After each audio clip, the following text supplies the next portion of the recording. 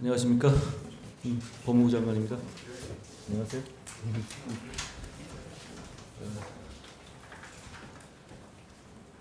오랜만입니다. 시작할까요? 간단히 설명드릴 게 있어서 기자님들 모시게 됐습니다. 법무부의 정재민 송무심의관, 그리고 김영준 검사, 강형광 사무관 실무자로서 함께했습니다. 병역의 의무를 다하는 것은 동료 시민과 국가에 대한 봉사이자 희생입니다. 그렇기 때문에 존경과 보답을 받아야 마땅하죠. 오늘 법무부는 오히려 병역 의무를 다하는 사람들이 불이익을 받는 제도들을 찾아서 개선하고자 합니다. 추진하고자 하는 내용은 두 가지입니다. 첫째, 국가배상 액수 산정 시에 병역 의무 대상 남성에 대한 차별을 폐지하는 국가배상법 시행령 개정을 추진하고, 둘째, 법률상 금지됐던 전사, 순직한 군인, 경찰, 유족의 국가 상대 위자료 청구를 가능하게 하는 국가배상법의 개정을 추진합니다.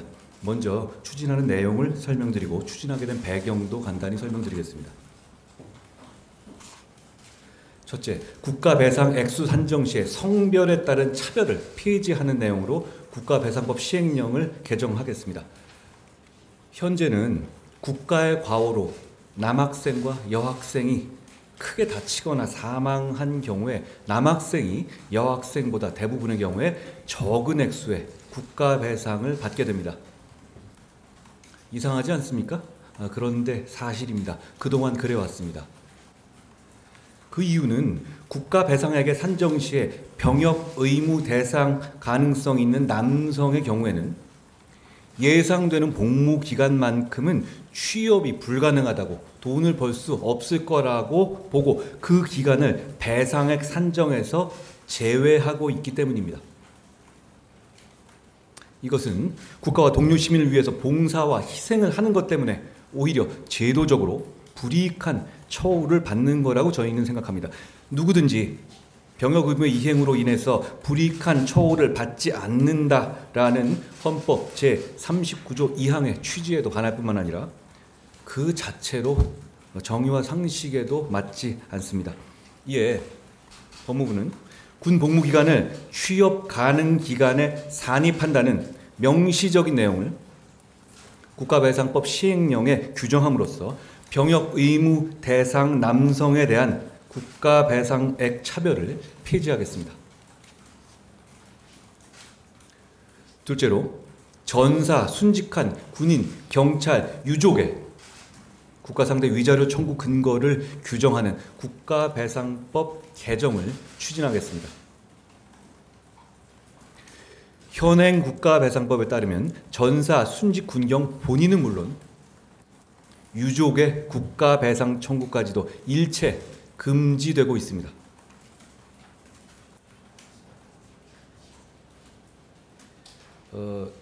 최근에 있었던 여러 가지 사회적 참사로 인한 피해 보상이나 배상과 비교해 볼 때 이게 얼마나 불합리한 것인지는 금방 이해하실 수 있을 것 같습니다. 그러나 저희는 이번 법률 개정으로 유족 고유의 정신적 고통으로 인한 위자료 청구를 법적으로 가능하게 하려는 겁니다. 헌법의 테두리 안에서 법률을 개정하겠다는 것인데요. 헌법 제29조 2항은 이중배상의 금지를 규정하면서 군경 본인만을 규정하고 있을 뿐 유족에 대해서는 규정하고 있지 않습니다. 그런데 그럼에도 불구하고 현행의 국가배상법은요, 유족의 국가배상 청구까지도 일체 금지하고 있습니다. 저희는 이번 국가배상법 개정 추진을 통해서 유족 고유의 위자료 청구권을 인정한 근거를 마련하겠다는 겁니다. 저희가 개정하려는 유족 고유의 위자료 청구까지 금지하는 국가배상법 규정은 과거에 베트남전 파병 시기에 도입된 건데요. 당시 대한민국의 국력을 기준으로 국가의 재정적 부담을 고려한 규정이었던 것이라 생각합니다만, 현재 대한민국 국력이 커진 점과 그리고 다른 사회적 참사 희생에 대한 경제적 배상과 형평성 등을 감안할 때 이제는 개정할 필요성이 크고 개정할 때가 됐다고 저희는 생각합니다. 아울러 저희 개정안은 부칙을 통해서 시행 이후에 그 위법 행위가 개시된 국가 배상 사건에 적용하되 다만 시행 당시에 법원에 계속 중인 국가 배상 사건에도 적용할 수 있게 하여 이로 인한 이 시정의 범위를 넓히려 한다는 점도 말씀드립니다. 지금까지 내용을 말씀드렸고요. 저희가 지금 이 시점에서 이런 정책을 추진하게 된 경과를 간단히 설명드리는 게 좋을 것 같습니다. 몇 달 전에 군에서 의무 복무 중 사망한 고 홍정기 일병 유족의 위자료 청구 소송에서 재판부의 화해 권고가 있었습니다. 저희는 수행청인 의무사령부로부터 그 상황을 보고받고 국가와 국민에게 봉사하기 위해서 입대한 청년이 안타깝게 돌아가신 사안이라는 점에서 저희 법무부는 장관 주재로 여러 차례 심도 깊은 회의를 했습니다. 그러나 군경 유족이 국가배상 청구를 할 수 없다는 현행 국가배상법의 명문 규정상 입법이 아닌 저희의 법 해석을 통해서는 유족의 위자료 청구권 자체를 인정하기 어렵다는 결론에 도달했고요. 그래서 화해 권고를 수용하지 않았습니다. 그렇지만 그때부터 저희는 군경 유족에게 국가 배상 청구를 금지하는 법률이 아까 말씀드린 이유에서 이제는 바뀔 필요가 있고 그럴 때가 됐다고 판단했고요.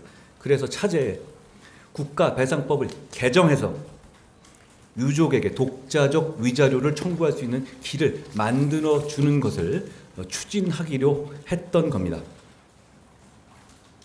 꼭 그 사안만을 위해서 만든 건 아닙니다만 부칙으로 소송이 계속 중인 사안에 대해서도 적용 가능하게 했다는 점도 말씀드립니다. 군에서 자식을 잃은 부모의 정신적 고통은 고인과는 별도로 고유한 것이라고 생각합니다. 그리고 이제 선진국이 된 대한민국의 상황도 고려해야 한다고 생각합니다. 국가배상법 자체는 법무부의 소관 법률입니다. 그렇지만 법무부는 국방부와 경찰, 해경과도 이 내용에서 충분히 협의했고 개선 방향에 대해서 함께 공감했다는 말씀도 드립니다. 나아가 저희가 그 논의를 하고 준비하는 과정에서 법무부는 이번 기회에 지금 우리가 얘기한 위족의 위자료 청구권 배제와 같이 병역 의무자에게 불합리하게 불이익을 주는 제도를 더 적극적으로 찾아보고 이 차제 한번 같이 개선해보자, 앞으로 개선해보자라고 판단하고 관련 법제의 전반을 실무자들을 통해서 검토했습니다.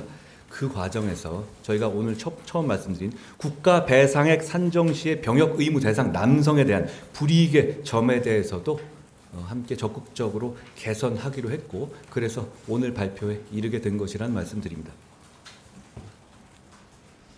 국가와 동료 시민을 위해서 병역 의무를 다하는 사람들은 존경과 보답을 받아 마땅합니다만 오히려 불이익을 받는 불합리한 제도들이 있어 왔고 지금도 있을 거라고 생각합니다. 법무부의 오늘 이번 두 가지 결정은 그런 불합리한 제도들을 적극적으로 찾아 개선하려는 노력입니다. 저희는 앞으로도 열심히 찾아서 제대로 고치겠다는 말씀을 드립니다. 고맙습니다. 질의가 있으시면 주시면 저희가 답드리겠습니다. 카메라 그냥 가시죠.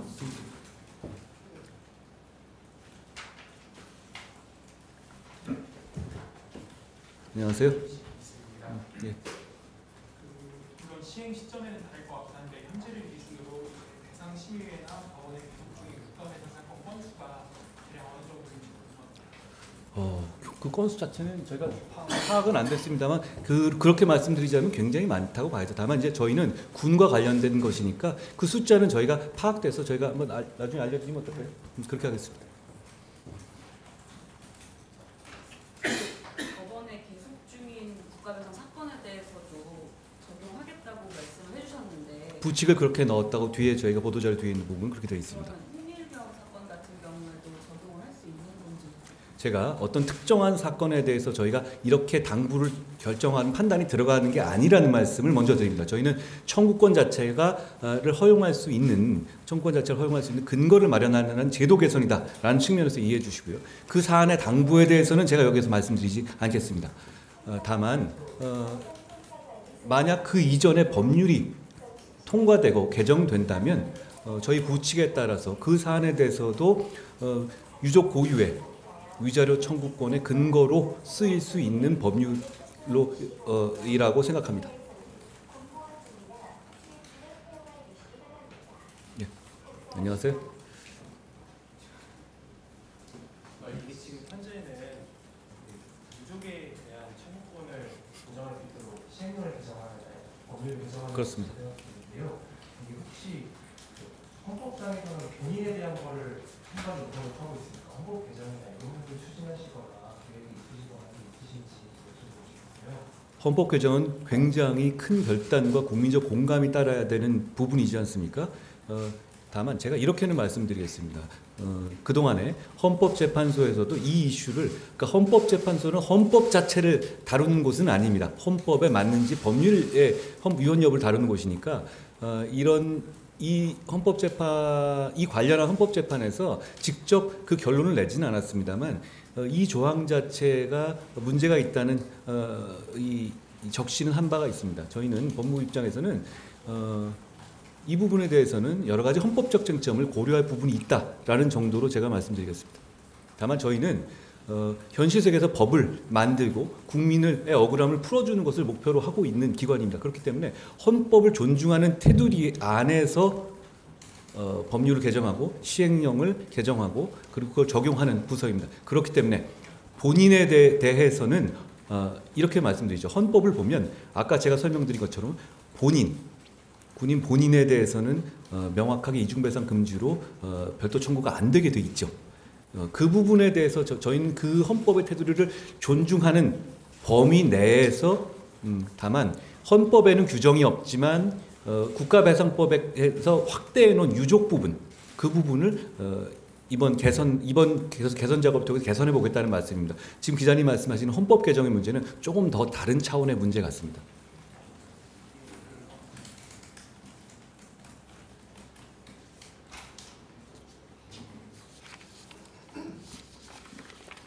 네. SBS 한초인데요. 안녕하세요. 국가 대상 선정 시 이제 남성 병역 의무자의 복무기간 산입하는 이 부분 혹시 그럼 그동안 이게 없어가지고 남녀가 크게 차이 났던 사례를 말씀해 주시죠. 어떤 특별한 이런 경우는 이렇거든요. 그러니까 그 어린 학생들에 대한 거가 될 거예요. 왜냐하면 군복무 하기 이전에 사망하거나 정말로 완전히 일시 수입을 계산해야 할 정도로 크게 다친 경우만 해당하니까 그 사안 자체를 저희가 뭐 프라이버시상 그렇게 하나 공개하는 어렵고요. 계산해 보면 저희가 저희 심의관이 그 보도 참고 자료를 드린 것처럼 이게 계산이 이렇게 나오는 부분 저희가 이제 9살 이 남녀 학생의 경우를 한번 뭐 상상하기도 싫지만 한번 계산해 봤는데요. 이런 방식으로 되게 됩니다.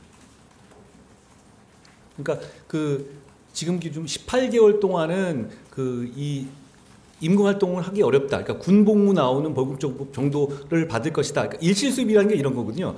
어린 나이에 사망한 경우에 나머지 기간 동안에 벌 수 있었던 돈을 이렇게 어떤 이자 계산이라든가 이런 할인율이라든가 적용해가지고 계산하는 걸 이제 일시수입이라고 하는데 그 부분을 계산할 때 있어서 남자의 경우에 여자보다 한 18개월을 덜 계산한다는 취지입니다. 그게 왜 불합리한지에 대해서는 뭐 제가 더 말씀할 필요는 없을 것 같습니다. 왜냐하면 병역 의무를 이행하는 것은 상을 받아야 될 일이지 이게 벌을 받을 일이 아니잖아요. 그런데 이걸 그렇게 칼같이 이렇게 계산한다? 물론 이런 식의 계산이 뭐 그렇게 맞을 수 있는데요. 개발적으로. 그렇지만 저는 이게 국가가 병역 의무자들을 대하는 태도, 애티튜드의 문제라고 생각합니다. 그 문제에서 이 문제는 저희가 이렇게 시행령으로 명확하게 규정하는 것이 필요하다고 판단한 겁니다. 예. 안녕하세요. 군복무 이전에 3년 9살 남성처럼 그런 경우에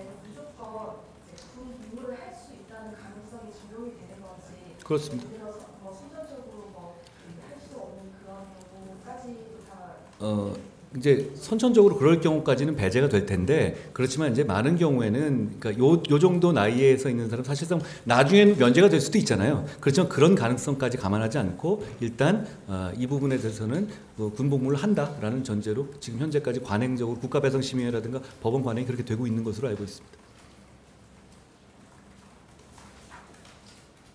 안녕하세요. OBS 이상호 기자입니다. 안녕하세요. 첫 번째 시행령 개정에서 군복무 기간을 수입단정에 넣는 게 혹시 다른 계산 적용되는 그런 사례에서 약간 이런 틀을 좀 해칠 수 있거나 이럴 여지는 없는 건지 좀 고려를 해보셨는지 궁금합니다. 이 부분에 대해서는 그냥 차별을 없애는 거라고 이해하시면 될 것 같습니다. 그러니까 같은 사고에서 남성과 여성 학생, 남학생과 여학생이 사고를 당했을 때 그 차등, 그 손해배상을 액수가 차등이 나는 게 좀 이상하지 않습니까? 똑같은 나이고 그렇다면?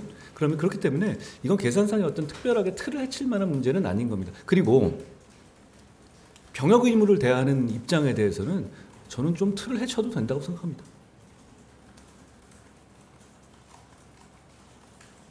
그렇지만 다시 생각해봐도 틀을 해칠 것 같지는 않습니다만. 예.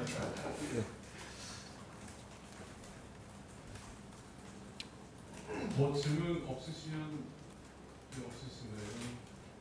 예. 예, 오랜만입니다. 예.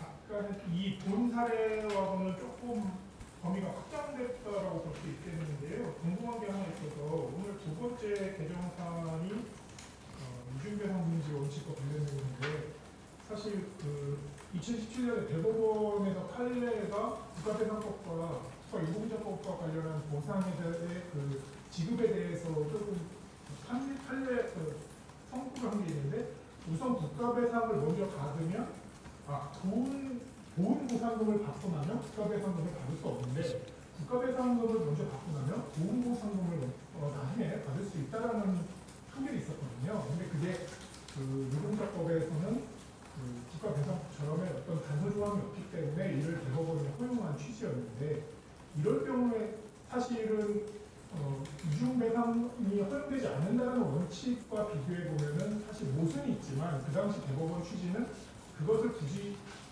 모든 것을 다 금지하지 않고 그 당사자에게 이롭게 한다면은 그게 엄격하게 제한할 필요 없다라는 취지로 하면서 마지막으로 입법으로 해결할 문제라고 했습니다. 근데 이 부분에 대해서 혹시 법무부가 이 사안을 알고 있거나 아니면 개선하거나 추진하고 있는 방향이 있는지. 아까 말씀드린 것처럼 저희는 제가 열심히 찾고 제대로 고치겠다고 말씀드렸습니다. 이 부분에 대해서 저희가 병역 의무자들이 이 불합리하게 받고 있거나 잘 알지 못하는 부분들이 더 있을 거라고 생각합니다. 그 부분을 계속 찾아 나갈 거라는 말씀드리고요.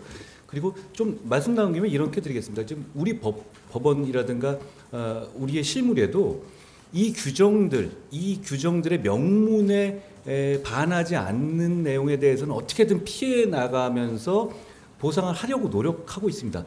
억울하잖아요. 군대 보내놨는데 이런 일을 당해왔으면 그래도 좀 국가가 다른 일반적인 어떤 사고에 보다 좀 현격하게 차이나거나 그러면은 그거 좀 상식적으로 잘 와닿지 않는 부분이 있죠. 예를 들면